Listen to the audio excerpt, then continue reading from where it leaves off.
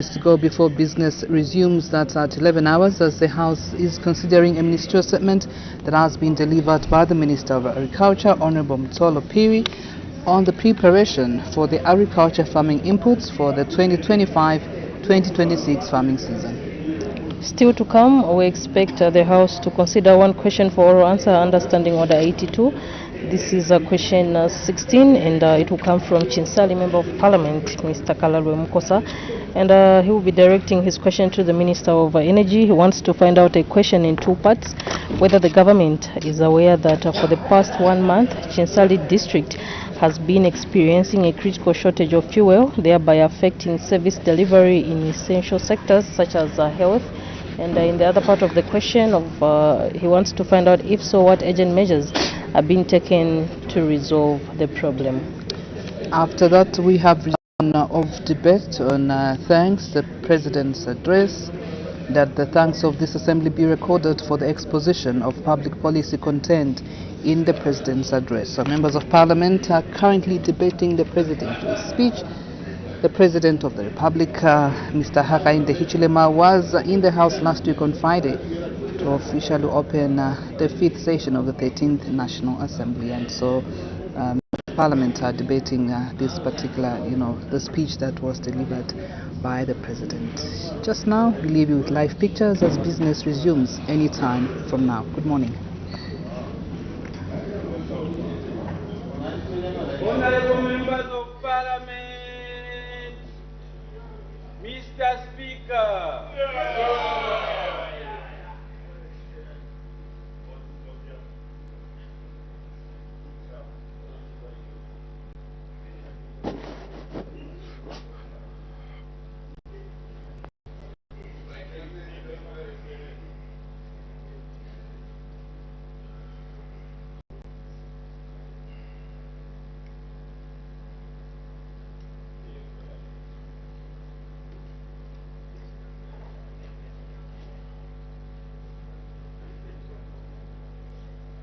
In Parliament television, bells are ringing. We don't have a quorum in the House. It is a requirement that 1/3 of members of Parliament must be present in the House for any business to transact. And so once the quorum has been formed, we expect business of the House to resume. In case you have just joined us, business started at 09 hours. We did have our honor, the Vice President's question time, and currently, just rather before the break, members of Parliament were debating or considering a ministerial statement that has been put forward by the Minister of Agriculture on the preparation for agriculture farming inputs for the 2025-2026 farming season. And so members of Parliament are asking follow-up questions to the Minister of Agriculture. Earlier on, we also had an announcement that was made by Madam First Deputy Speaker. She recognized the presence in the public gallery of pupils and teachers from Ediana Trust School in Lusaka District. Madam First Deputy Speaker, on behalf of the National Assembly of Zambia, warmly welcomed the visitors to the National Assembly. So as soon as the quorum is constituted, business will resume. Still to come is consideration of questions for oral answer, understanding order number 82, and it's just one question this time around, and it's coming from the Chinsali lawmaker. He wants to find out from the Minister of Energy whether the government is aware that for the past 1 month, Chinsali district has been experiencing a critical shortage of fuel, thereby affecting service delivery in essential sectors such as health, and if so, what urgent measures are being taken to resolve the problem. We also have a resumption of debate on a motion of thanks, the President's address, a motion of 16th September 2025, that the thanks of this Assembly be recorded for the exposition of public policy contained in the President's address. This is a motion that was moved by Chisamba, Member of Parliament, Ms. Chushika Sanda, and it was seconded by Serenje, Member of Parliament, Mr. George Kandafula. All right, and so it being a Friday, the House will adjourn at 12:55 hours, so we sure hope that you're going to stay with us up to that time as we await for a quorum to be constituted. Do stay tuned right here on the only station that brings Parliament closer to you. Good morning.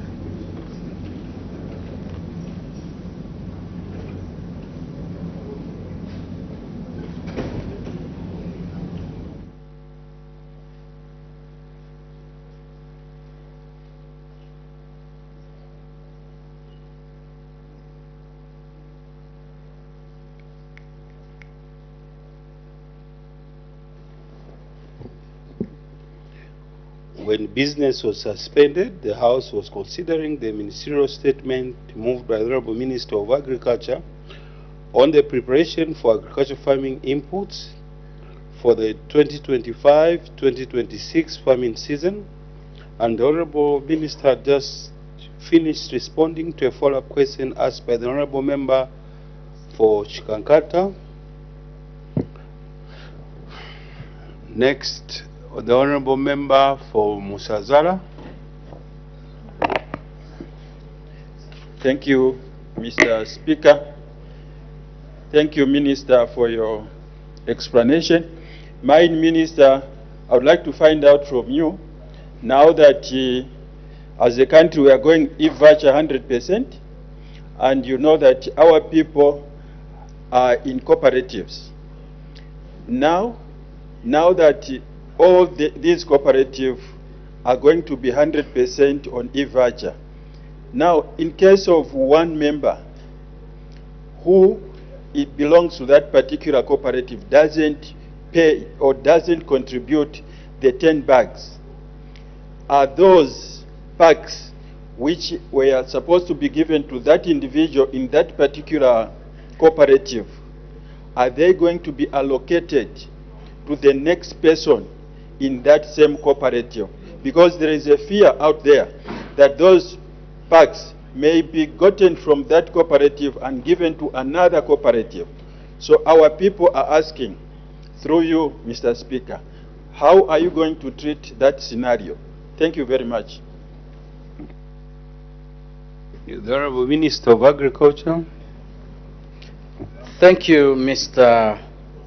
Speaker, and a very, very important question.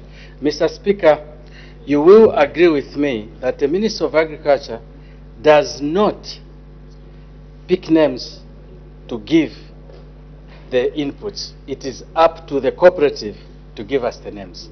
So the allocation will remain with the society. The name should come from the cooperatives. We have no right to decide who should be given. So it is up to the cooperative, Mr. Speaker, to give us the name. I thank you. I think you did answer the question, Honorable Minister. The member asked whether the pack will be withdrawn. So that's the clarity that he wants you to shed light on. Thank you, Mr. Speaker. The pack will not be withdrawn from the cooperative. The pack can be withdrawn from the individual, but it will remain with the cooperative. So the cooperative should submit a name to the ministry, which name should receive the pack. I thank you, sir. The Honorable Member for Kaumba. Thank you so much, Mr. Speaker. Honorable Minister, from your presentation, 30% of the beneficiaries to date have bonded themselves, or rather they have acquitted themselves, and they are ready to redeem the inputs. Is there a deadline to announce to the nation that the number of beneficiaries for this year, for 2025-2026 season, has closed?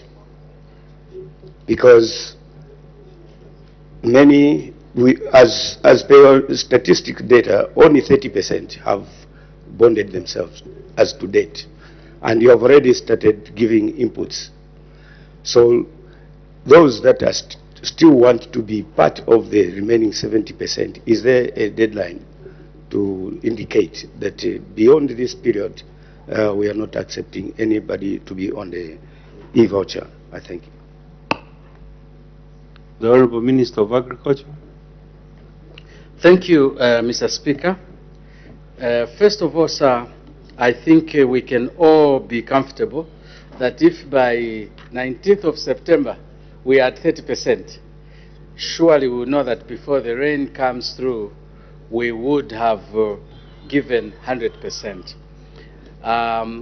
Also, Mr. Speaker, if you got my speech, I said that going forward, we are trying to do away with this seasonality. We want to be giving continuous. So we will be very hesitant to give a deadline. We would like to continue giving these inputs every month for the whole year.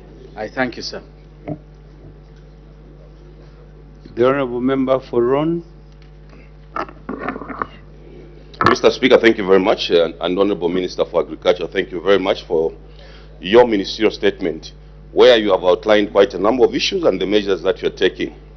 Mr. Speaker, while I appreciate the Minister's pronouncements that all farmers who have delivered maize to the FRA can use their receipts to redeem for their input for 2025-2026 farming season, I am worried, Honorable Minister and Mr. Speaker, sir, that the Minister, whilst we are celebrating this bumper harvest, it's like you have not paid particular attention on how we are going to secure the already harvested bumper harvest, while it's concentrating too much on the 2025-2026 farming season.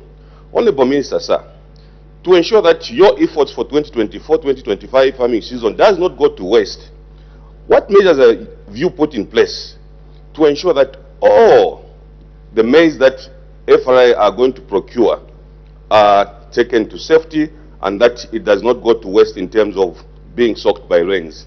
I thank you, Mr. Speaker. The Honorable Minister of Agriculture.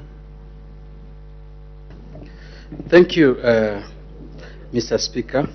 Mr. Speaker, today I came to talk about fertilizer. I came to talk about FISIP. We will come with a statement on what we are doing as regards the current bumper harvest in terms of securing it. However, Mr. Speaker, suffice to say that we are extremely aware and alert that a lot of the maize, I have statistics of how much maize is still not in covered sheds. We are working on that very seriously, and we are looking at it, especially Northwestern Province, Luapula, Northern Province, Mchinga, where the rain starts very, very early. So we are alert to that, and we are working on it. I thank you, Mr. Speaker. The Honorable Member for Solwezi East. Thank you very much, Mr. Speaker. Honorable Minister, I appreciate your ministerial statement and also the good policies that you have stated leading to bumper harvest. I want to find out in this 2026 budget allocation, if at all you are going to have enough money allocated to your ministry to enable FRA have the ability to procure more maize, provide more satellite depot sheds, more bags, more officers, and more possibility of exportation of milling to other countries. And just find out if we have that budget line so that we are able to support your ministry. Thank you.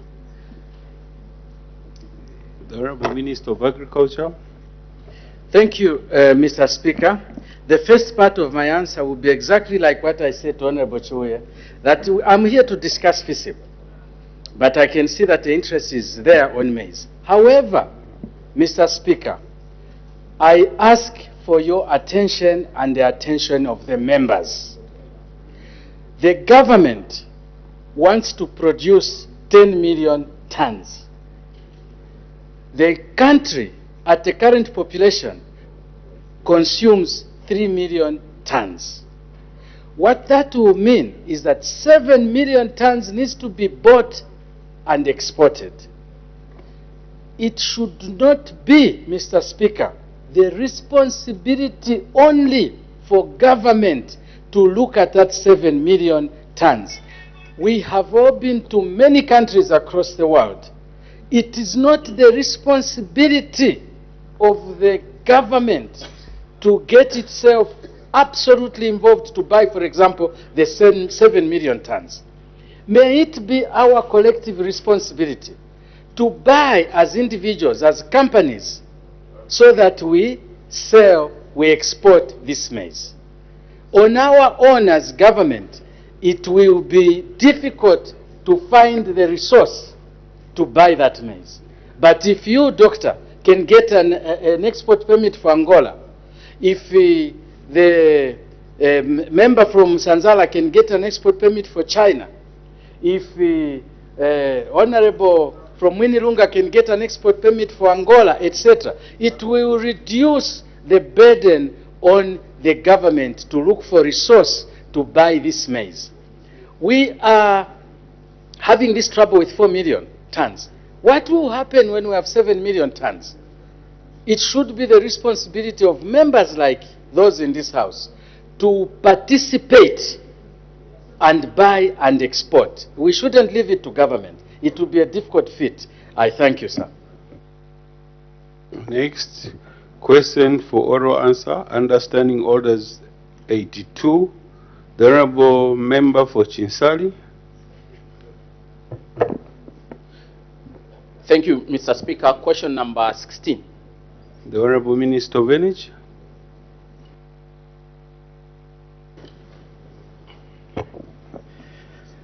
Thank you very much, Mr. Speaker. The honorable member of Chinsali Parliamentary Constituency is asking the ministry a question in two parts. One, whether the government is aware that for the past 1 month, Chinsali district has been experiencing critical shortages of fuel, thereby affecting service delivery in essential sectors such as health. B, if so, what urgent measures are being taken to resolve the problem? Mr. Speaker, our response is as follows. The government is aware of the fuel supply challenges experienced in Chinsali, as the situation during the period said was a nationwide problem. The government wishes to indicate that in August 2025, the country experienced some of the fuel shortages, stockouts, in the retail market due to logistical and supply challenges. The national fuel stocks as of 18th September 2025 stood as follows. Diesel, 45 million liters, which is sufficient and translates into 10 days of consumption. 2, petrol, 12 million liters, which translates into 7 days of consumption. Mr. Speaker, with respect to Chinsali district, it has 3 operational filling stations and 1 non-operational. The 3 operational filling stations are being operated by Total Energies, Mount Meru Petroleum, and Fast Track Petroleum. The fuel supply situation in Chinsali district as of 18th September 2025 was as follows. 1 filling station was selling both petrol and diesel, and 2 filling stations were selling only diesel. So as at 18th September, there was no filling station which completely went dry. In B, the government has put in place immediate measures to address the shortages of fuel supply in Chinsali and the country as a whole. 1, the fuel stocks at each filling station, including the ones in Chinsali, are being monitored on a daily basis. Where stockouts are identified, OMCs operating such filling stations are engaged urgently restock the sites. 2, the government through the Ministry of Energy has continued to actively collaborate with oil marketing companies to ensure stability in the supply. 3, the ministry has put in place deliberately policy through the Energy Regulation Board to prioritize the retail market first prior to the commercial markets and possible exports. The ministry has continued to urge members of the public to avoid panic buying, as such practices create artificial shortages and disadvantage other customers. For the long term, to increase security of supply of fuel in Chinsali district, the government is making progress with other oil marketing companies to set up more filling stations as stated below. One, Lake Petroleum Limited has been issued with a construction permit and construction works are underway for construction of the new filling station. Karan Petrol Limited was issued with a construction permit which expired and currently is being processed for the renewal. Mr. Speaker, lastly, I wish to reiterate that government remains firmly committed to ensuring steady and reliable supply of petroleum products to support economic growth and safeguard the welfare of all our citizens. Members of the public are therefore encouraged, Mr. Speaker, to remain calm as the New Dawn government has the situation under control. I submit.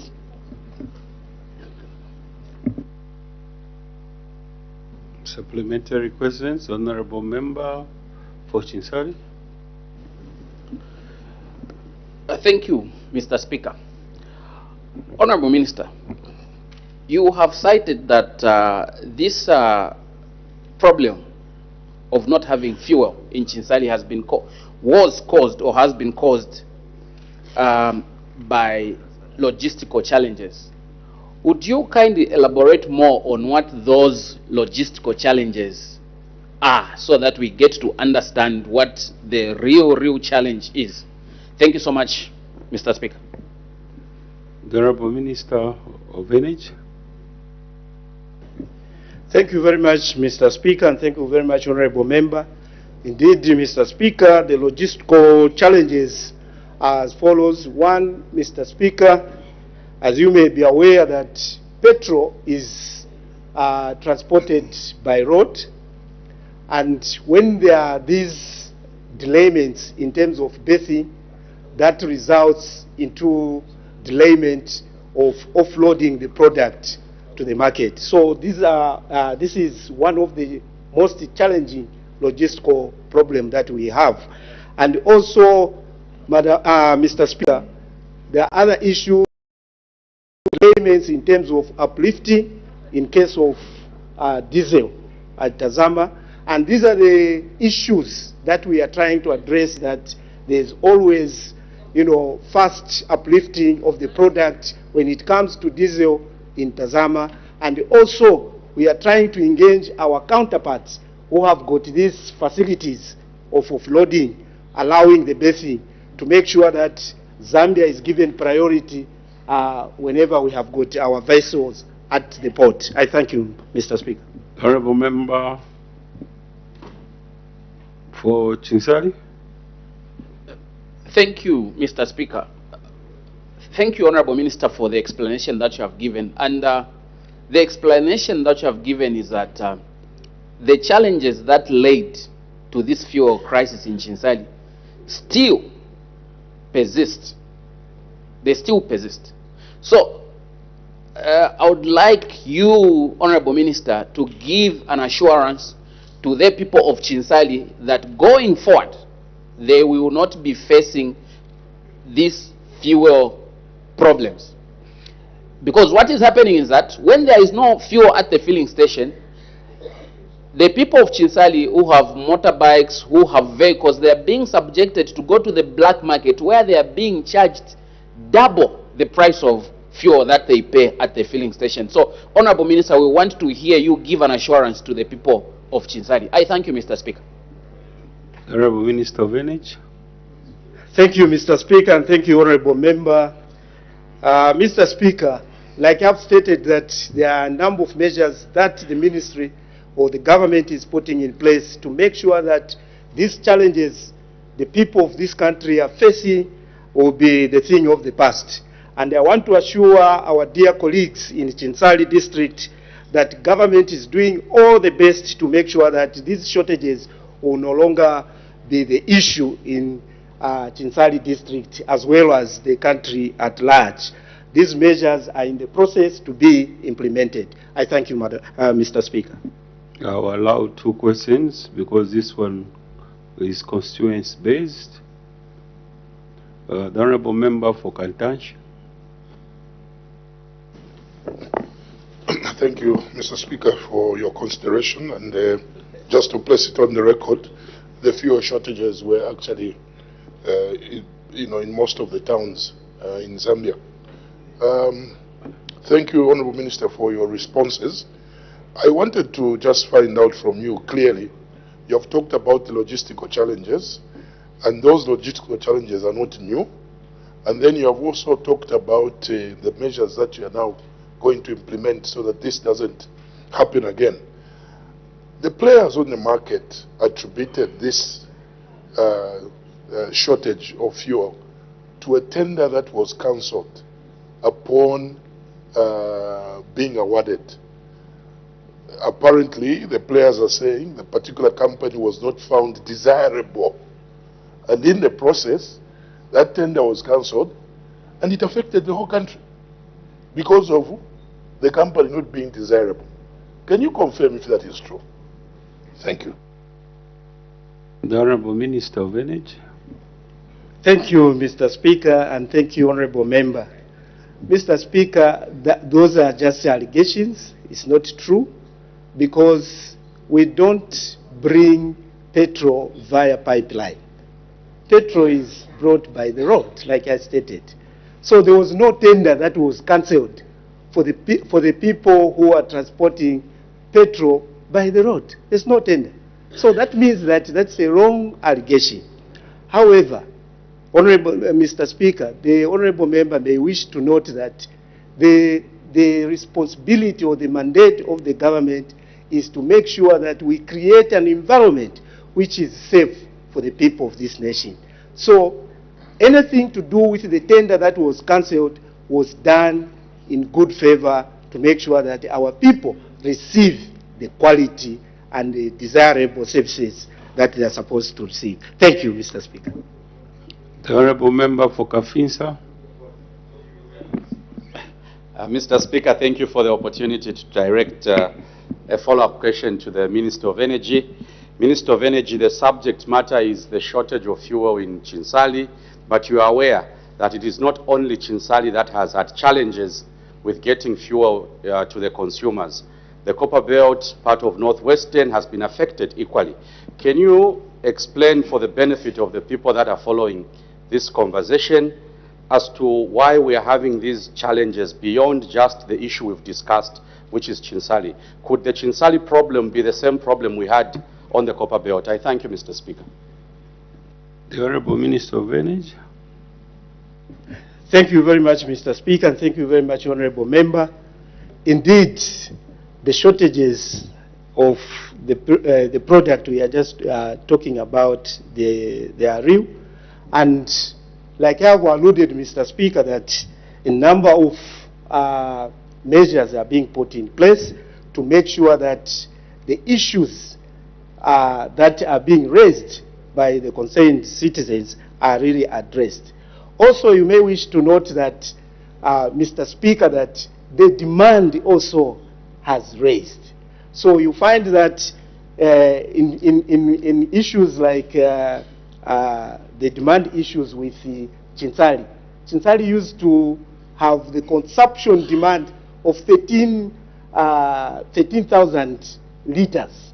Now it has gone up to 25,000 liters consumption. So also this has contributed to these shortages.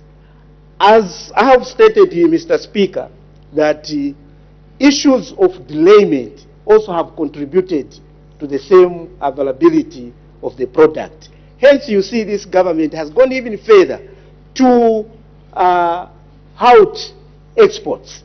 All those measures are being done to make sure that our local market have the sufficient product on the market. And also I've stated, Mr. Speaker, that this government has also given directives to say first priority must be retail. So all these measures, Mr. Speaker, are done to make sure that the situation that the country is facing is sorted out.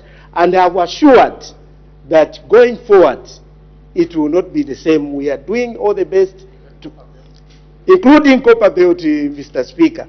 Hence, in the longer term, you are seeing this government is going ahead to make sure that we construct another multi-purpose pipeline to make sure that we have this product in the country at all times. And also, Mr. Speaker, honorable members may wish to note that this government is also equal to the task to make sure that all our reservoirs, storages that we have in the country becomes operational. In the event that we have problems at the port, we are able to utilize or to be cautioned by what we have in our reservoirs across the country. I thank you, Mr. Speaker. Thank you. The clerk will now read the order of the day. Thanks.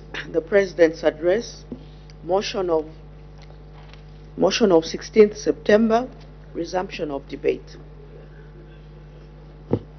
Order. When the House adjourned yesterday, Thursday, 18th September 2025, the House was considering the motion moved by the Honorable Member for Chisamba that the thanks of this Assembly be recorded for the exposition of public policy contained in the President's address. Any further debate? The Honorable Member for Solowezi West.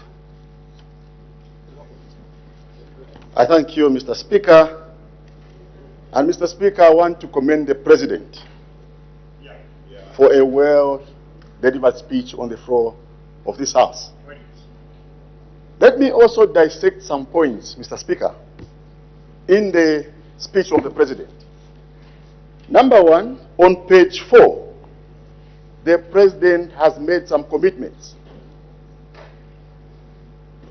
He wants to build a prosperous Zambia. That we must underline. A Zambia where all of us will live in peace. The President is saying he wants a Zambia where business opportunities and job opportunities are available for every Zambian. This is happening. We are able to see what is happening in all our constituencies. Surely we have nurses. For the first time in Karumbira, we have a military officer to a rank of a lieutenant, which has never happened in many years, like 14 years down the line. Nothing. Today, we have officers in the military, such as Air Force, ZAF, ZNS. We have those in the police. We have those in the correctional services and the like. So that is what the President is committing to all of us. He also discusses the issue of quality education for all of us. That we are able to see because it's being actualized in our constituencies. Surely, we are building 1 by 3 classroom blocks. Why? Because we need our pupils to learn in conducive environments. We have over 2 million that have gone back to school. Where will they learn from if we don't build infrastructure? That's a commitment. Health care is assured for everyone. He has employed nurses. All our rural centers are well manned by doctors, associates, and the like. That's a commitment from the President. He wants a Zambia where every citizen lives in a dignified manner. That is being actualized. Surely, even my colleague Mumbuna here can't be seen to welcome God. There is no come God there in Chawama, in Kanyama anymore. We have to live a dignified life. Look at what used to happen at Intercity. Anybody seen wearing a red cross, any red cross, whether it's a trousers or a shirt, you'll be beaten. We do not want that to continue. Mr. Speaker, I can safely say the people of Karumbira do support this particular presentation by the President and all the commitments that has made to the people of Zambia. Let me go to page 9 on agriculture. The president is encouraging all of us to get engaged in irrigation systems or irrigation schemes. We support that drive. For us who are coming from the northwestern province, we have plenty perennial rivers. All the districts in our province are seated on big rivers. Zambezi itself, Kabompo, Mwinilunga, there's Lunga River there, Solwezi River, Kifubwa, Lunga, everywhere we have fresh waters. We do not actually even need to dam those areas. Minister for Water, we don't need to dam those rivers. We just need to provide the pumps and we begin to pump water to the farmers. What do we need? We just need mechanization. Buy us tractors. Buy us tractors. Buy us disc plows. Buy us boom sprayers. Buy us trailers and all that. We shall provide food for this particular country called Zambia. We are ready for that. Please mechanize this particular province.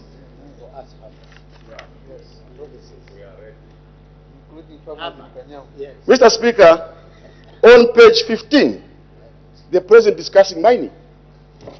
We are coming from a province that hosts 3 big mines of the 5 that we have in Zambia.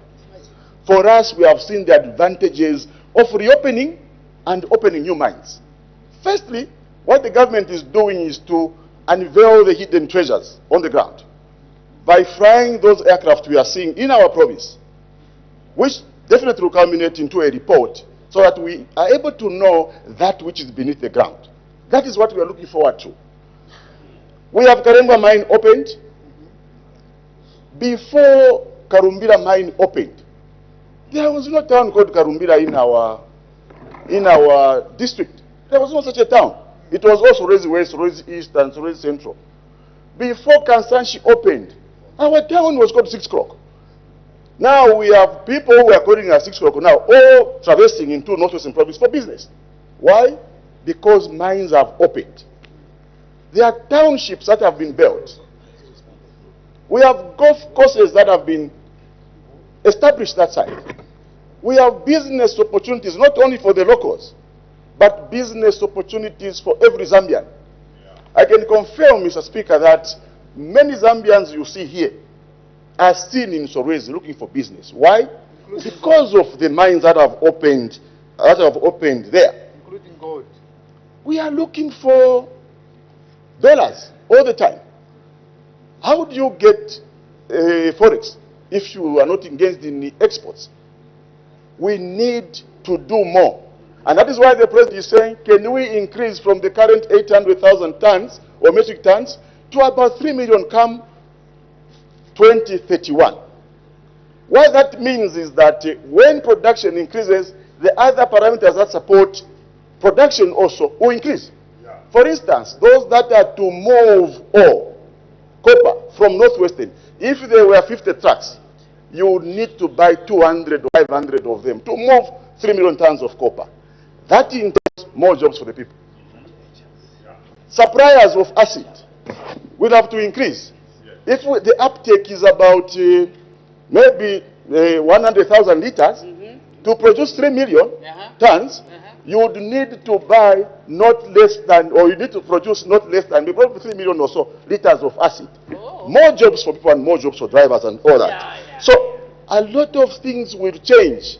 Most of our towns we see, Mufrida, where my colleague comes from, we are built by the mines. Kitwe, built by the mines. Chingora, all those were mining towns. So we know what these mines can do. Mr. Speaker, if you went to Mufumbwe today, where we have opened this old Karengwa mine, there are a lot of people there. A lot of infrastructure is being built. Why? Because of this drive.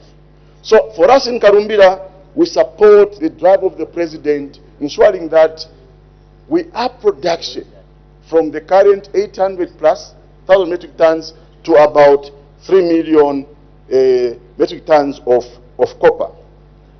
Mr. Speaker, we can continue discussing the good things in that particular speech, but for now, I'll leave it like that. Thank you so much, Mr. Speaker. The Honorable Member for Isoka. 6 o'clock. The Honorable Member for Isoka.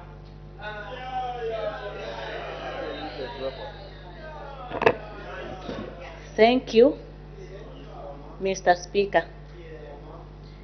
Mr. Speaker, allow me to debate on some of the issues highlighted by the speech from the Republican President, Mr. Hakainde Hichilema.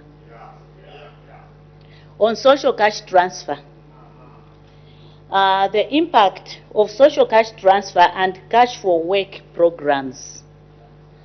The objective of social cash transfer is to reduce extreme poverty and intergenerational poverty. Mr. Speaker, those vulnerables who didn't have 2 to 3 meals per day, those who are now getting social cash transfer are getting it with less difficulties. Mr. Speaker, there are some people who are getting social cash transfer, and those people who have children, school-going children, they are now able to pay for children.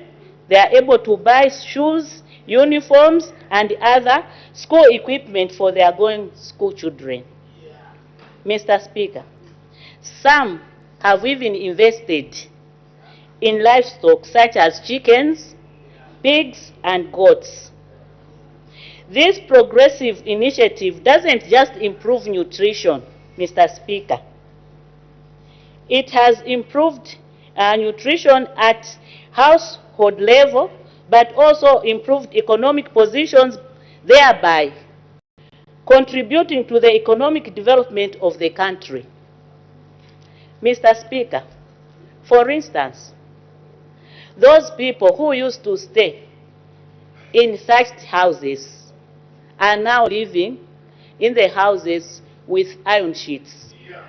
They've bought iron sheets using social cash transfer.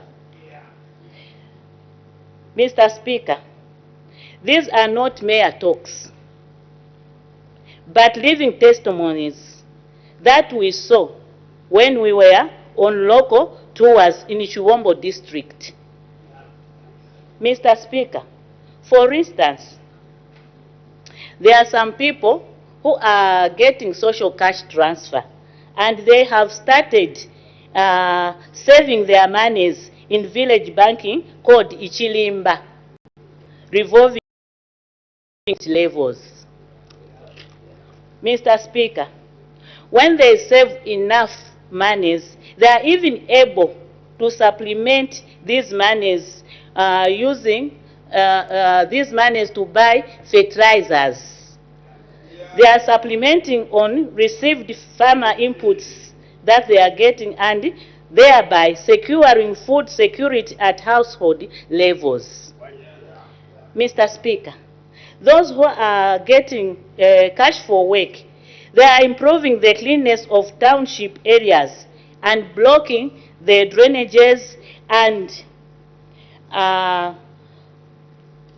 doing other small maintenance works at a low cost compared to what government would have spent on contractors.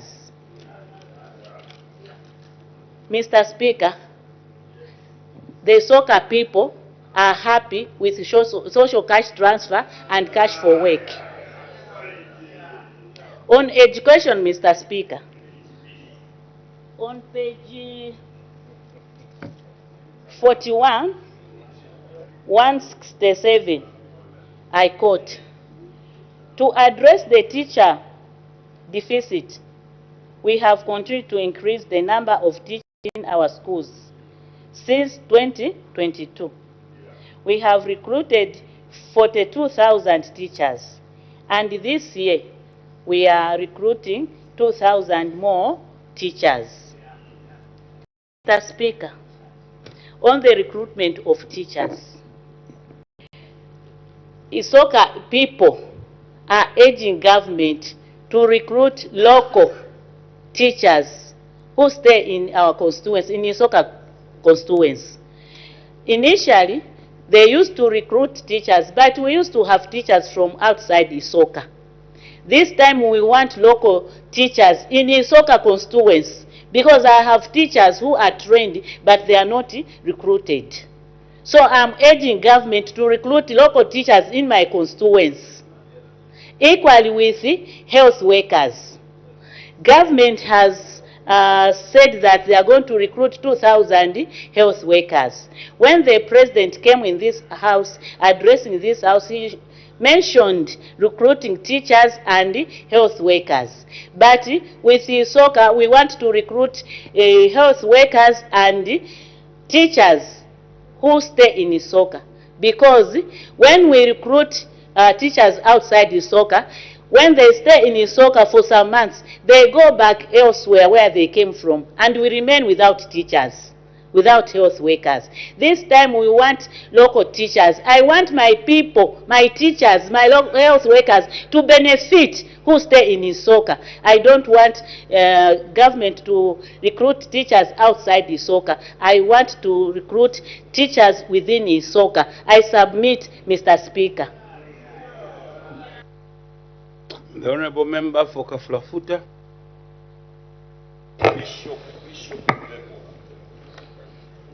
Mr. Speaker, I sincerely thank you for giving me the opportunity to add a voice on the President's speech.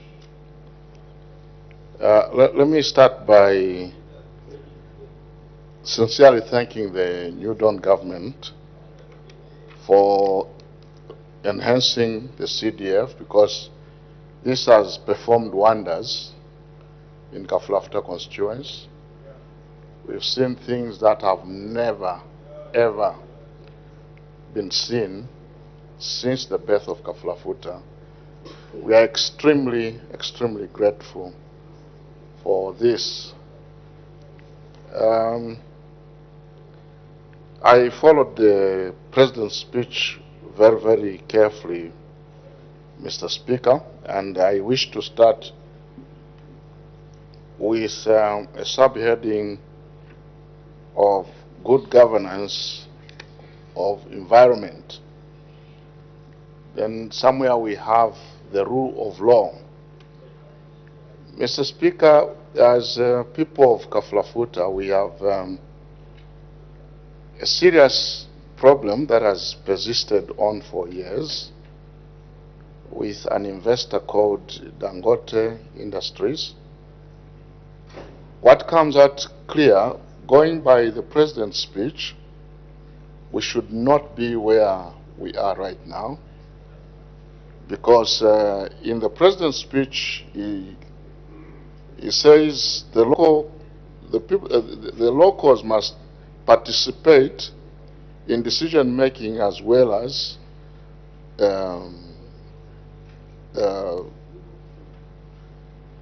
a way of strengthening democracy. And obviously this should be done under the rule of law. Mr. Speaker, I wish to say that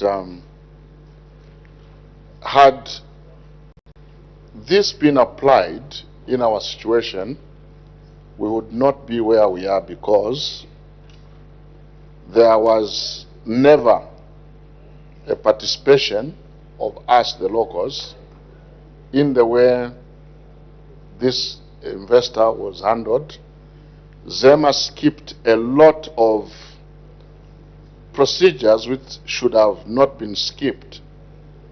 For example, this project was approved without the resettlement action being established, and as a result, the company took advantage of the lapse in this procedural way to deprive people of what is due to them. To make matters worse, Mr. Speaker, we've had some misdeeds from Zema which have really, really affected the way this matter was to be handled.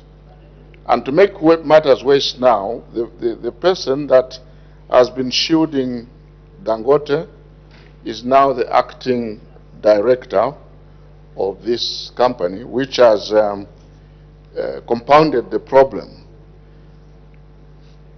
I followed the spirit of the speech, Mr. Speaker, and what is obvious is the President means well for all of us Zambians, and he wants every Zambian to have a better life. But the way some of these institutions have operated, particularly ZEMA, which I'm pleased to see how government has reacted to the Sino issue. How I wish this was done to us as well in Kaflafuta, where the government took an interest in knowing exactly what is happening and seeing how this company has harassed and persecuted the people of Kaflafuta. I have been incarcerated on 3 different occasions because I stood up to say we must follow procedure. But we've not gotten this kind of help from government. I know I once spoke to Minister of Commerce about this matter, and he told me that we can't support you. We have to let the investor benefit whatever. I was deeply hurt by realizing that actually an investor in Zambia means more than us Zambians. And I think this is not the kind of Zambia we want to live in. The matter is not rested. We, as people of Kaflafuta, will continue fighting to ensure that what is due to us is paid. So, Mr. Speaker, I just wish to catch up with time here. The President also talked about the rule of law, and this is one matter that I've had a few questions from the public, Mr. Speaker. The people have come to me, and I don't know how they know me, Mr. Speaker. I'm normally on the quiet side in the House, but I don't understand how I'll meet people in town or somewhere and they'll begin to ask me, what is happening in your parliament? How is it that you are ignoring what the courts are saying and you are taking the other way and so on? So I would have really, really loved to hear something that would protect us as parliamentarians to clearly state how we are going to work and move between us as a government and the courts, because this is the major question that people are asking, to say, why is it that it seems to us that there is a conflict between the executive and the judiciary? So this is a question that, Mr. Speaker, I would have really, really liked to hear a clear pathway, so that we are not found in this predicament, because it's now putting us in a place where we don't seem to know exactly where we are as a people. And I think that this is something that I would have liked to get a clarification for. With these few words, Mr. Speaker, I wish to thank you for the opportunity.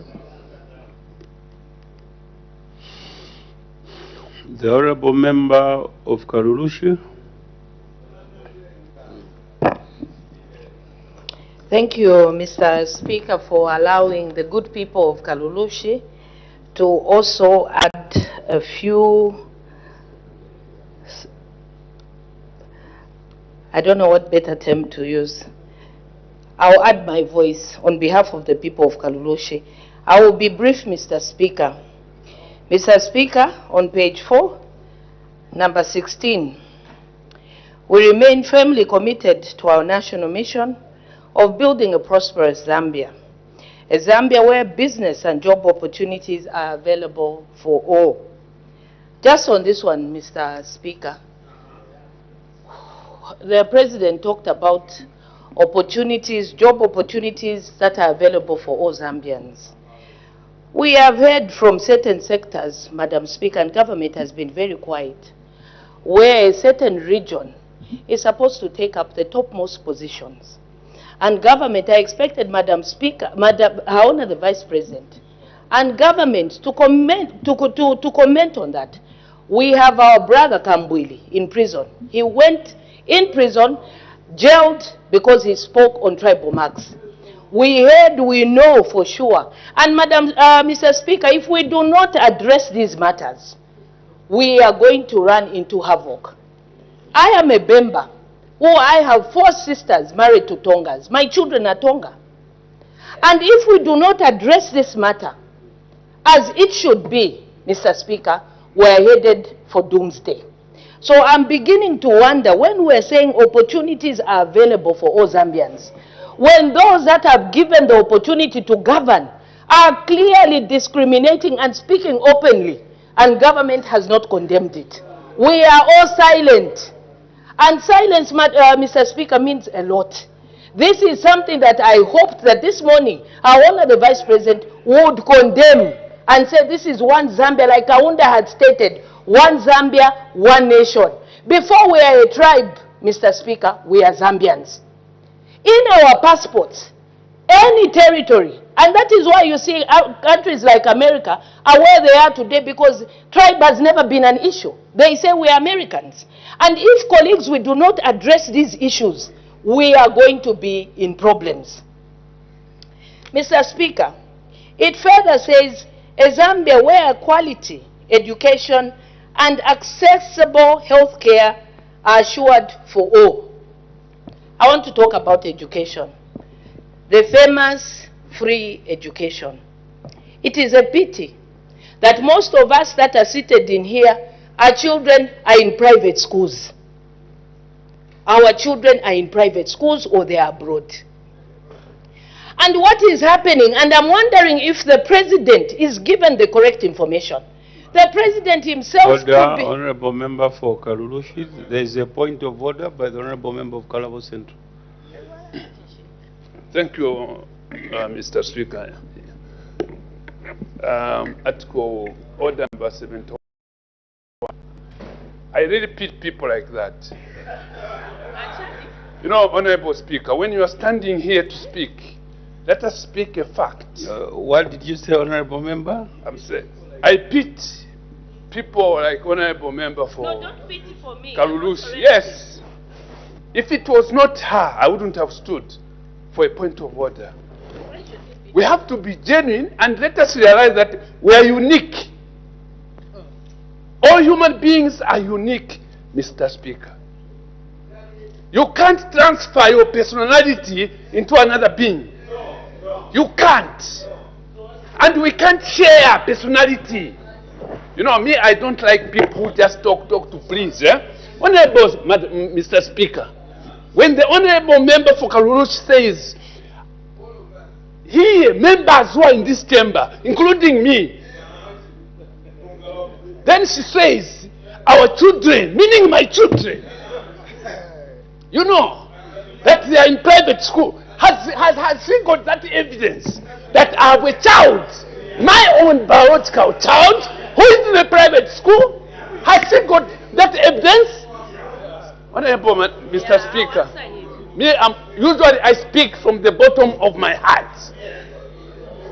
Let her withdraw that statement and rephrase it so that it includes herself minus me. Thank you, Madam Speaker. Order. The Honorable Member for Kalulushi, I think your statement was quite general, inclusive of everyone.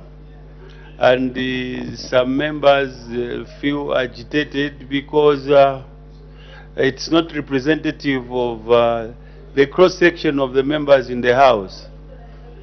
As such, you are out of order, and let's ensure that whatever we say on the floor of the House is factual. And let's avoid making presumptions. You can proceed. Thank you, Mr. Speaker. And I think our emotional member of parliament should pay attention. I said most. And the word most does not at any point insinuate everybody. Most. So if you are not part of it, my dear Honorable you should have member, kept quiet. I've guided you. I've guided you. I've guided you. They are most obliged, Mr. Speaker. I want to speak about education and accessible health care are assured for all. Mr. Speaker, it brings very sad readings. The president in himself might be a very good man, wanting to work for the people of Zambia. But the people that are giving, and only then can he work for the people of Zambia, if he's getting correct information. And I've taken it upon myself to give him the correct information. When you talk about education, like I said, most of us, including myself, our children are in private schools. That is the truth. But honorable member, I've guided you. Most of us. I'm including myself. So why are you arguing if you're not there? Why are you arguing if you're not there? Honorable member, can I be protected, Mr. Speaker? No, order. Don't reduce my time. Order, honorable member for Kalulushi, I've guided you. When you use the word most, it means you have scaled. So it means of most of the members are in private, their children are in private school. So I've guided you. Some members feel agitated with your statement. So refrain from using it. Most obliged, Mr. Speaker. Quality education. I want to speak about the most talked about free education. Mr. Speaker, the truth on the ground is that today, Mr. Speaker, can I be protected? Because I can also react. I can also react. Mr. Speaker, when you go to these primary schools, you will find the teacher-pupil ratio is unthinkable. Go in the compounds and ask a child good morning. They will say good afternoon. We are compromising quality to quantity. That is just the reality on the ground. And those are issues I was hoping that the president would be able to address. We are talking about the most talked about CDF game changer. I will speak about my constituency. I will not talk to anyone. We were given 10 million in loans, Mr. Speaker, unrecoverable. Go to UTH Cancer Hospital, no radiotherapy, no drugs, nothing. I receive, let me debate. This is the truth. Allow me to debate. I was voted by the people of Kalulushi.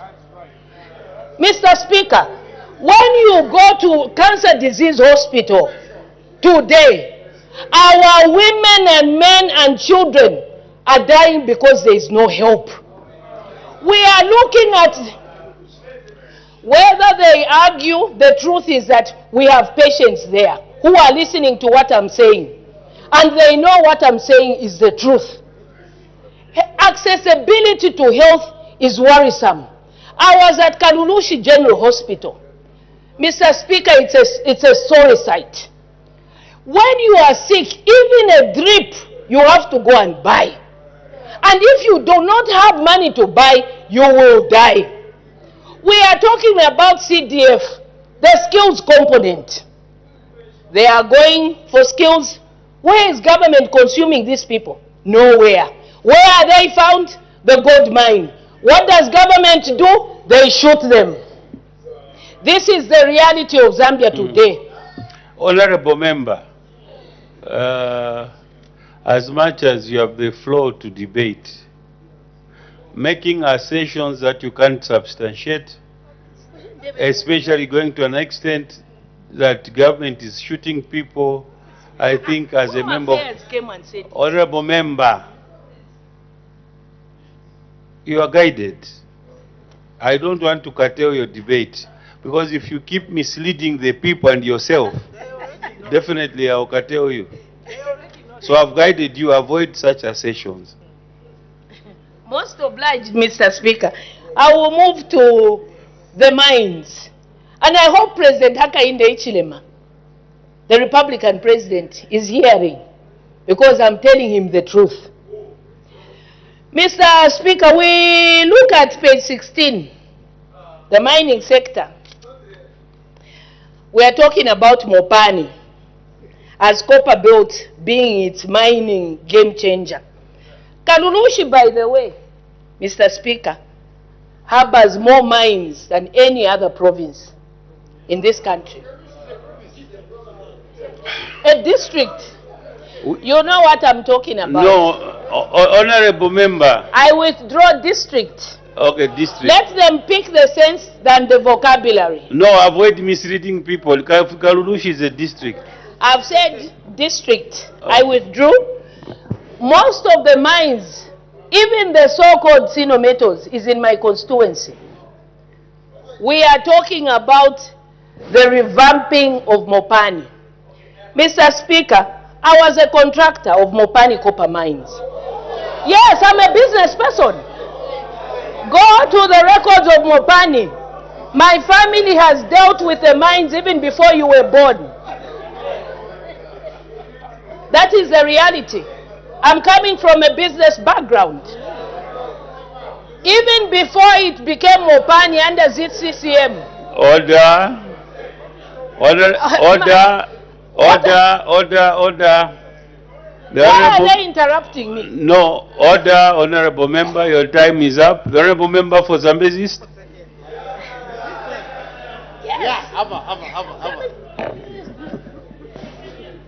Mr. Speaker, I thank you most sincerely for this opportunity to debate the motion of thanks, the President's address to this august House. Mr. Speaker, let me begin by, since this is a debate, by responding to some of the assertions that have been driven by the honorable member for Kalulushi, especially regarding the quality of education. Mr. Speaker, it is this government that has rolled out a new curriculum which has been on the shelves for all this long. And the PF in their time, they never had time to roll out such a curriculum. Instead, they introduced teaching children in local languages. Isn't it in their term that they introduced to teach children in local languages? And today, she can have the audacity of preaching how children should actually speak better English. We know what we are doing, Mr. Speaker. It is this government that has introduced strategies of better education by recruiting massively staff that are responsible for improving the quality of education, even in the far-flung areas like Kateji, where I come from, like Kakolokoko, where I come from. All those places now have teachers. Isn't it this government that has introduced the CDF, which gives you the capacity to procure infrastructure, including improving the learning environment in these areas, including the far-flung areas? Rural constituencies like ourselves are able to construct classroom blocks in Katonto, in Nyakulenga. In Nyakulenga, we are building a whole new day secondary school. Yeah. And the 6 teachers' houses, as we speak, are already coming up. Yeah. Mr. Speaker, I just thought I should make this clear so that the nation will know how much UPND is putting in and what the President talked about in terms of improving the quality of education. Yeah. Mr. Speaker, coming from the education sector, allow me to refer to the theme of the President's address, which states that consolidating economic and social gains towards a prosperous, resilient, and equitable Zambia. Each one of those words are applicable to the situation now. When we talk of a prosperous Zambia, it's talking about growth. Look at the growth that we have recorded steadily, which is hovering around about 5%, from about 1.1%, and even negative growths, which they recorded themselves during the time of their reign. Resilience. Look at how we came out of the drought situation. That is being resilient, and it calls for prudent management of a country that you can be resilient and come out of such a situation. Equitable. Look at the rollout of the CDF to each and every constituency. And it's not too long ago, just 2 days ago, we were handing over 156 land cruisers, powerful machines, as ambulances for each of the constituencies, equitably. And for sure, this is in tandem with this theme of the address to this House. You need to take note of that. Mr. Speaker, in agriculture, the President came here to announce the bumper harvest that we are expecting this year of about 3.7 million tons, and rolling out plans of saying by 2030 we are actually targeting 10 million tons of production of maize. It's how organized governments operate. You must have such targets in order for you to achieve more. And we are not just setting out targets. Look at the mechanized, the farming mechanization initiatives that have been put in. There are centers that have been dotted around. And we want to put even more centers, including training our farmers. That is not, as if that is not enough, there are mechanisms for you to access funding if you are serious about farming. These small-scale farmers can access funding through the SAF project, SAF program. You can access funds. And the President reported here that 9,000 small-scale farmers so far have accessed these funds through SAF. Look at how beautiful it is. So these things are correlated. You can't just have targets without having systems of how you achieve those targets. I'll talk about infrastructure. Indeed, Mr. Speaker, in infrastructure, we have had a challenge. And we had to fall back on the PPP model, which has done well so far, because I'm aware that there are pieces of infrastructure that are going to be done using the PPP. A good example is the Ndola-Lusaka dual carriageway, which the President alluded to. In my province, we are talking about the Mutanda-Kasempa-Kaoba Road, which is already done and set, and the President will soon be going to commission that road. Now, I would want to speak to my colleagues, the people of Northwestern, to be patient a little bit. I've heard sometimes people bickering about infrastructure. We need to slow down and trust the process. There is a process. When we are using the PPP model, and ask me, why are we using the PPP model? It's because the physical space had shrunk. Do you know why the physical space had shrunk? To make it in simple language, is we had too much debt, which we needed to restructure. We have now restructured it. We know how much to pay, and because we are responsible people, we need to pay the debt. What remains in the coffers after we appropriate here is not enough for us to go on a rampage to do a lot of pieces of infrastructure at the same time to be supported by this budget. That's what we mean by a fiscal space being shrunk. So you need to trust us because we are managing these things prudently and we expect utmost patience from our people. When we are doing what we are doing, we expect your support because we can't achieve it just today. What you need to trust for now is the process towards prosperity, which has been alluded to in the President's speech. Now, if you do not trust this process and you disturb what has already been arranged by making those negative pronouncements you make, you will end up losing a very responsible government and bring for yourself back these people who looted your resources. You need to be very, very careful in the way you talk and what you say. I'm speaking to the people from my province because I represent them. Please, let us avoid this negative talk unnecessarily. Development is not an event. It is a process and we have to trust the process. Mr. Speaker, I thank you. The Honorable Member for Katombola. Thank you very much, Mr. Speaker, for according the people of Katombola an opportunity to debate the presidential speech that was delivered by His Excellency the President on Friday, 12 September 2025. The Speaker, allow me to concentrate in the interest of time on good governance, page 51 of the presidential speech. Mr. Speaker, the President was very categorical that his government is working very hard in the promotion of human rights and freedoms. I want to thank His Excellency the President for restoring order in the country, peace, development, and tranquility. Before this government came into office, Sir Speaker, we lost a number of our people through police brutality, through extrajudicial killings. We've not forgotten the killing which took place on the 22nd of December 2020, the killing of Nsamansama, public prosecutor, the killing of Chibulo Mapenzi, Joseph Kaunda, Vespers Shimuzira. Mr.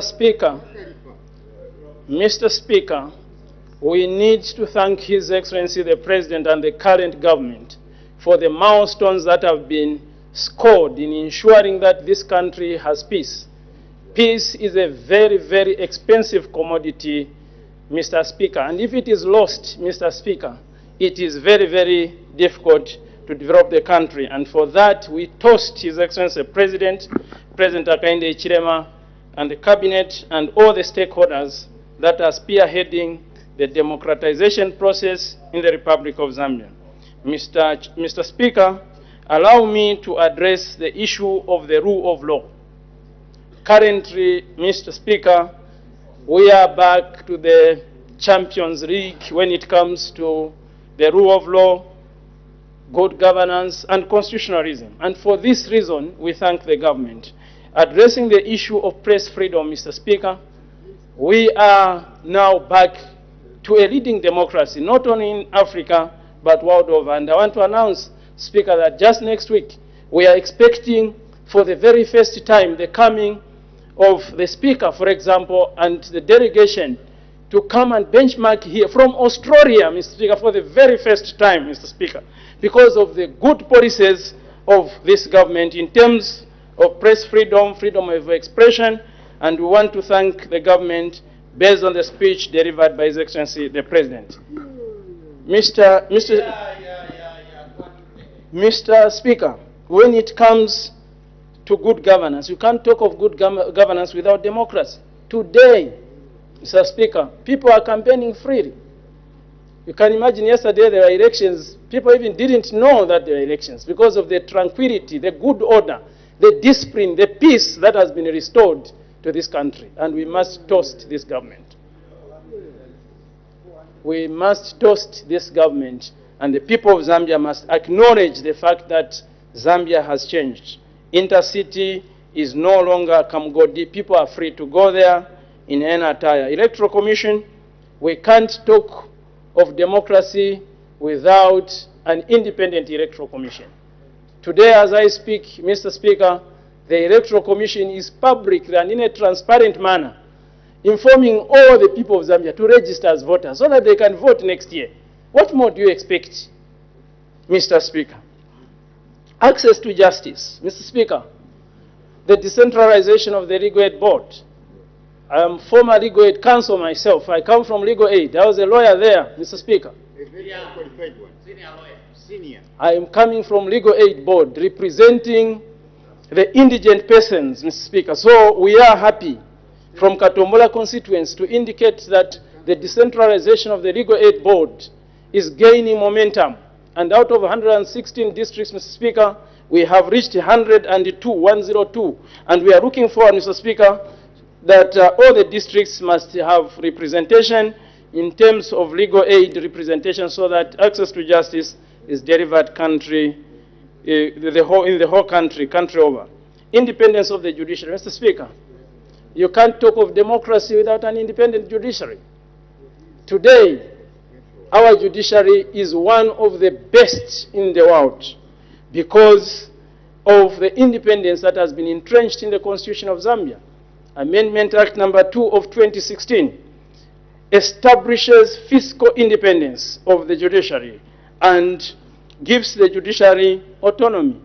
We have, as at last session before we adjourned, Mr. Speaker, passed a bill, Superior Court's Number of Judges Act, increasing the number of judges in the High Court, increasing the number of judges in the Court of Appeal. This is how it should be. Instead of taking money, hiring jets for 15, 20, 20 jets into America, wasting public resources, this is how it should be, Mr. Speaker. Allow me, Mr. Speaker, also to address the issue of the fight against corruption.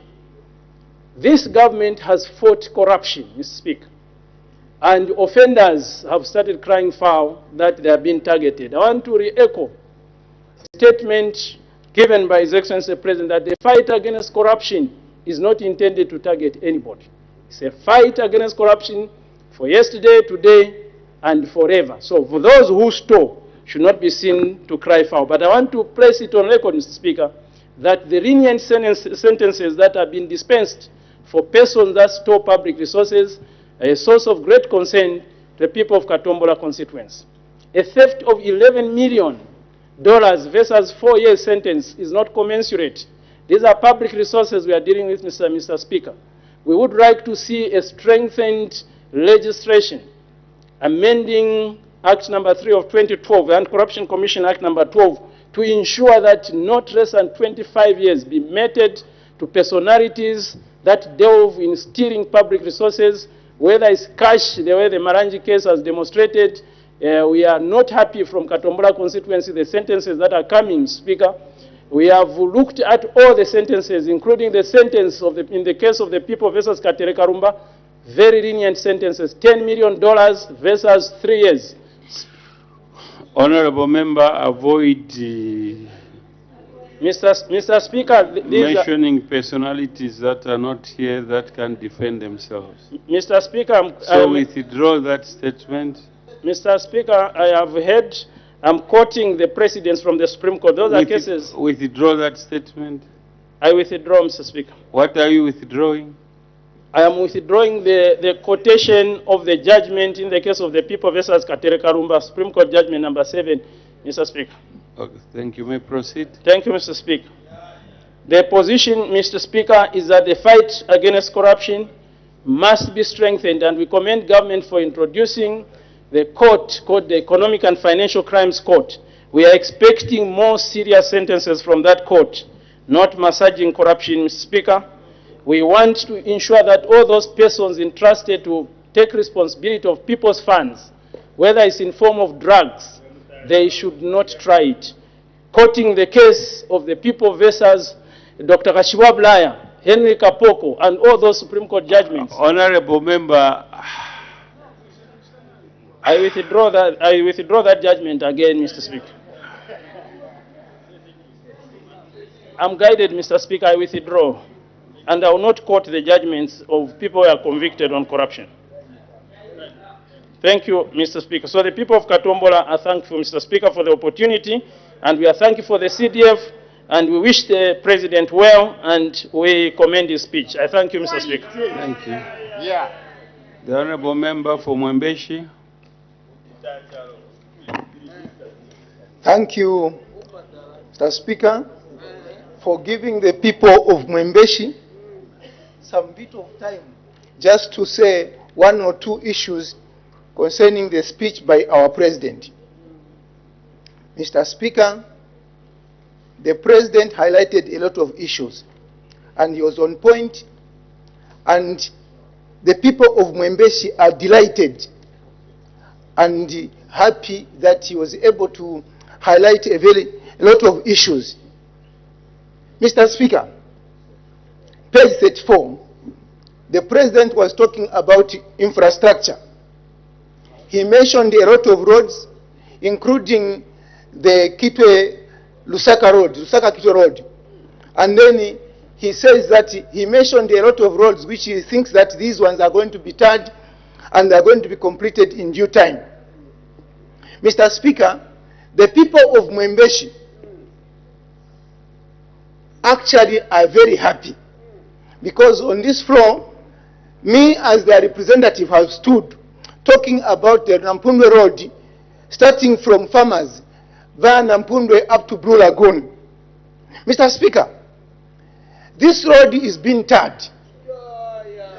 And as it been tarred, now as I'm talking now, the works are actually progressing very well, at very high level. We are expecting that the tarmac by December is going to reach Nampundwe. You know, the distance from town center to Nampundwe is the same distance from town center to Chongwe, town center to Kashue. This place, Mwembeshi or Nampundwe mine, is one place where all the people who are in here, if you want to go and reside, it's a better place to go. And therefore, we want to thank the President for making sure that this tarmac is being put and that Mwembeshi is on the road network where everyone is going to enjoy. You know, Mr. Speaker, sometime in 2018-2019, some people were constructing a road. I won't mention the place, but that place where they're constructing a road, we noticed that it was put there for political gain. But I can tell you, Mr. Speaker, that on that road, in the morning, one vehicle. The whole day, no vehicles. In the evening, another vehicle. In one day, 2 vehicles passing on that road. But when we said that, can you do a road in Nampundwe? They were telling us, Mule voter we know. Want to say that the President is a good one because he is not telling anyone in Zambia that for you to have a good road, you vote properly. Because they used to tell us, ka voted way, imesuma voter buino. And look, meaning you don't vote well. Because we were voting for UPND in Mwembeshi, we could not have any road put to us. And this President, as you can see the way I was talking, all the roads in Zambia are being taken care of without looking at who is voting and who is not voting. The people of Mwembeshi are very happy for what he is doing. You know, apart from the road network on that tar road, we are thankful to the President that he is able to give us CDF. This CDF have bought a lot of machines. We are doing the feeder loads in the constituents. This has proved that these machines are going to work properly in connecting all the areas of Mwembeshi to the main grid. And business is going to be made easier and the people's lives are going to be improved. Mr. Speaker, let me clear something. There's one thing about the open access in the power system. You know the energy power system where everyone is crying. The President was categorical. He said, we are actually affected. The whole people of Zambia are affected. The President is not shy away saying that only some sectors of people are being affected. These power shortages is affecting everybody. Whether you are UPND, whether you are PF, whether you are NAREP, the power deficit is affecting every one of us. But the President, he did not just shy away from that. He is saying that we are working tirelessly to make sure that this issue is actually brought to a halt. Now, I wanted to speak about one thing which was brought 2 days ago. They were talking so much about these people, the independent suppliers like Canona, CEC, and the other suppliers who are supplying power. You know, some people are talking without knowledge. This Canona they are talking about, they buy power from South Africa. After buying power from South Africa or from Mozambique, when they bring it in Zambia, they are the people who are actually giving ZESCO this power. Canona is assisting ZESCO to supply power to the communities. But the people there are saying, how did Canona come? Canona is a private company like CEC on the Copper Belt, which is supplying power. Therefore, to demonize a private company who is actually assisting the country is actually a wrong direction. I saw that people are not telling the truth. The truth of the matter is what the President said. The President said that we have got a problem with power in this country, and therefore we are trying to fight so that we reduce power deficit. The issue is all of us should go on board, try to see how we can work together to reduce the power deficit instead of bringing Canona on board. Mr. Speaker, the President was on point that we as the people of Zambia, if we work together without side-riding any region, we are going to prosper. And this country, as far as we are concerned, let us see how far we are going to go by the time we reach 2031, because our president is going to turn this country to a better nation. I thank you, Mr. Speaker. The honourable member for Chinsali.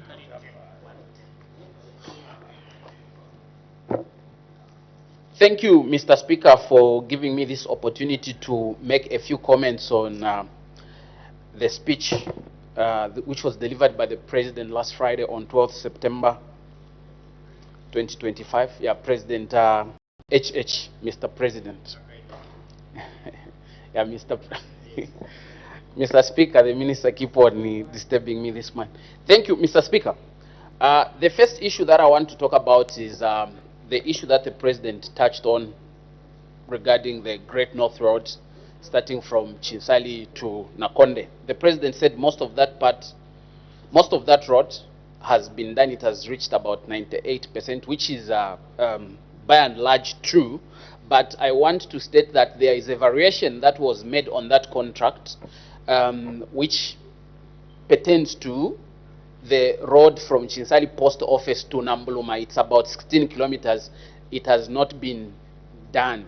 The Minister of Infrastructure reported to this House that it was going to be worked on by May, or the works on that road were going to commence by May this year, but that has not happened yet. Though, at least I can confirm that the contractor has come. He hasn't yet started working. I would just like the House to know, and also the President to know, that the works on that very important road, Nambuluma Road, 16 kilometers from Nambuluma to Chinsali Post Office, the works have not yet started.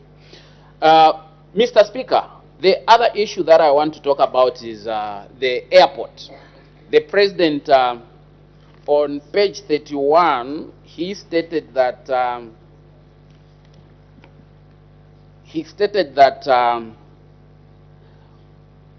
the government has identified land for construction of the airports in Nakonde, and the government has identified land where to put airports in Chinsali and Nakonde. Then he further said that we are working on Nakonde Airport and Chinsali Airport at the same time.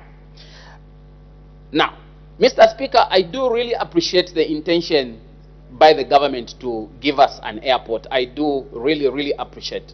But the truth is that, yes, land has been identified, but the construction works, specifically in Chinsali, the construction works have not commenced. And at the moment, there is nothing that is actually happening. So I would also love the President to know that regarding this airport that he talked about in Chinsali, the works have not commenced. The next issue, Mr. Speaker, that I would like to talk about is where the President mentioned how we have recorded a rebound in production levels in major crops, among which maize is. Mr. Speaker, I want to urge the government that let us keep the production levels of maize at that level, and if possible, we should do more.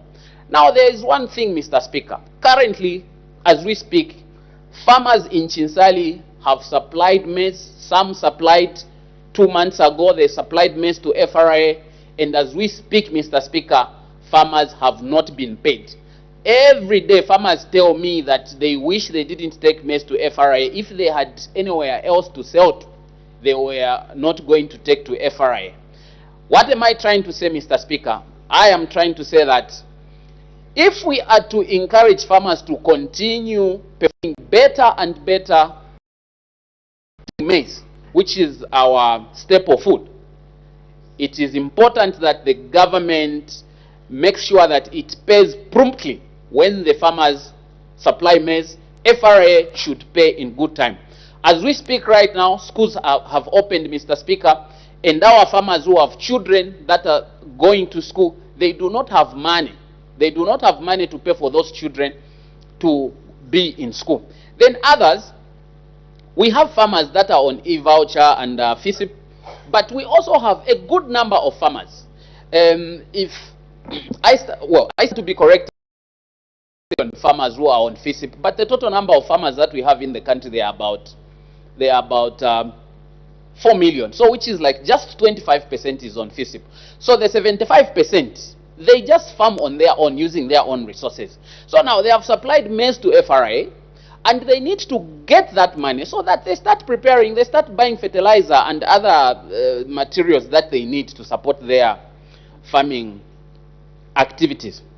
Mr. Speaker, the President also talked about the issue of supporting irrigation so that we scale up the production of maize and ensure that we are resilient when it comes to farming, and resilient against drought so that we support farming. Mr. Speaker, I want to say that irrigation can only succeed if we are power sufficient. By power sufficient, I mean if we have electricity enough to support irrigation. Now, Mr. Speaker, if we do not have electricity to power the lighting of bulbs at home and charging the phones, how will we support irrigation? It is important that the minister here, the Minister of Energy, works very hard that he produces enough energy for this irrigation inspiration that the President has in mind.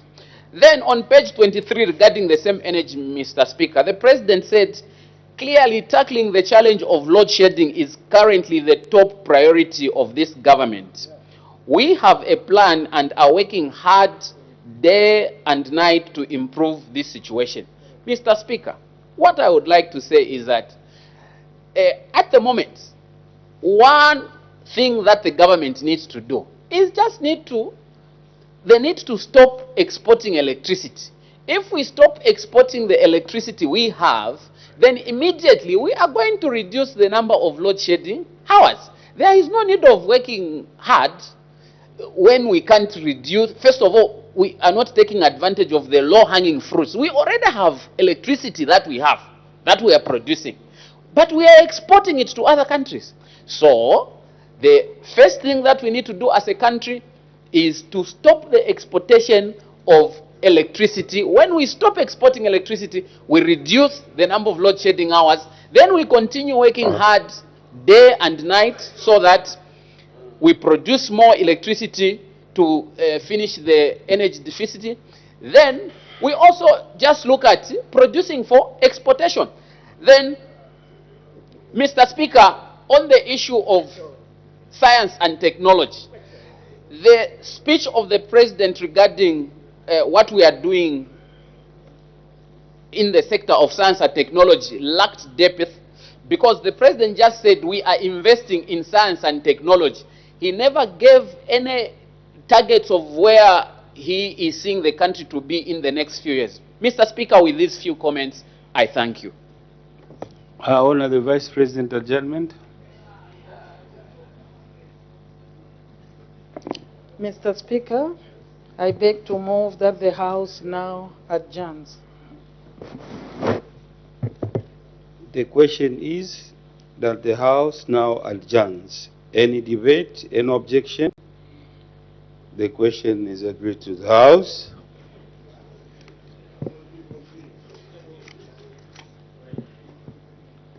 Is now adjourned.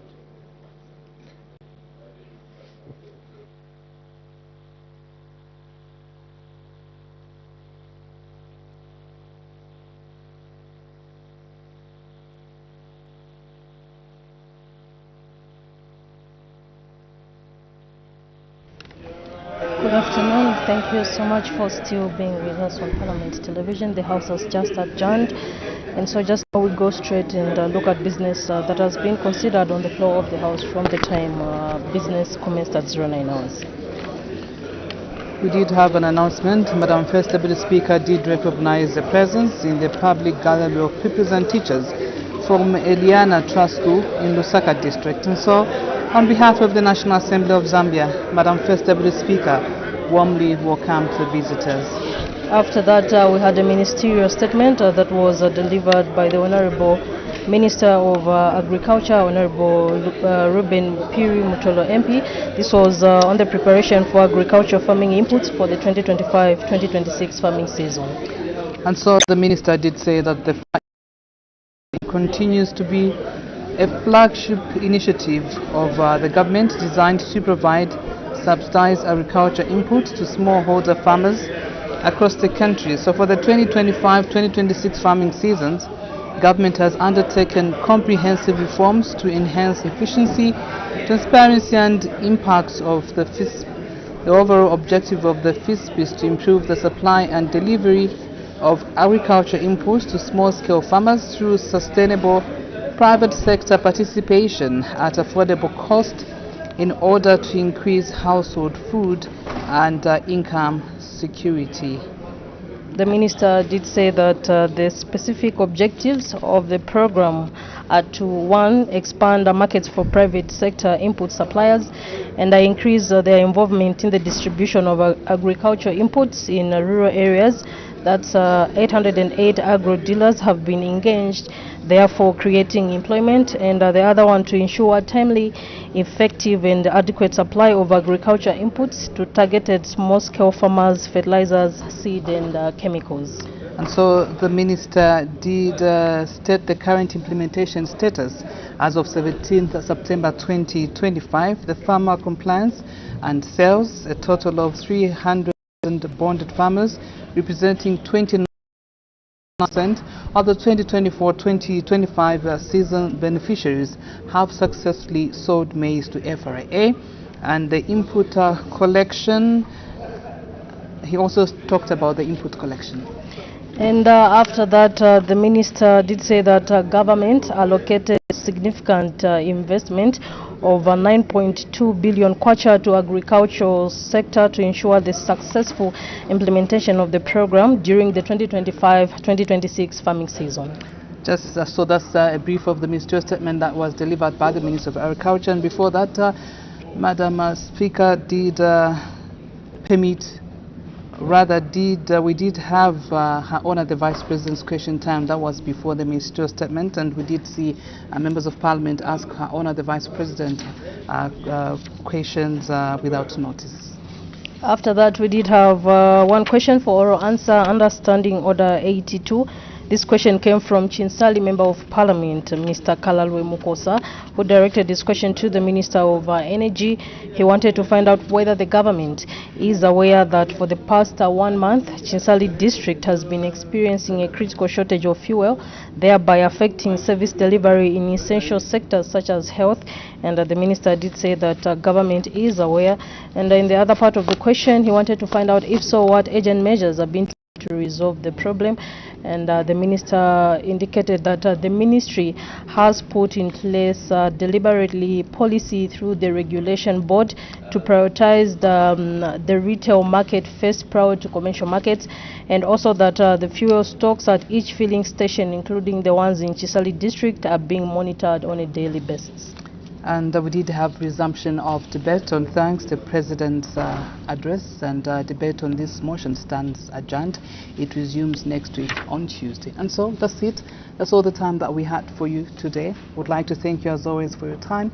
Be sure to join us next week on Tuesday for more parliamentary proceedings. From all of us, it's bye-bye and have a lovely weekend.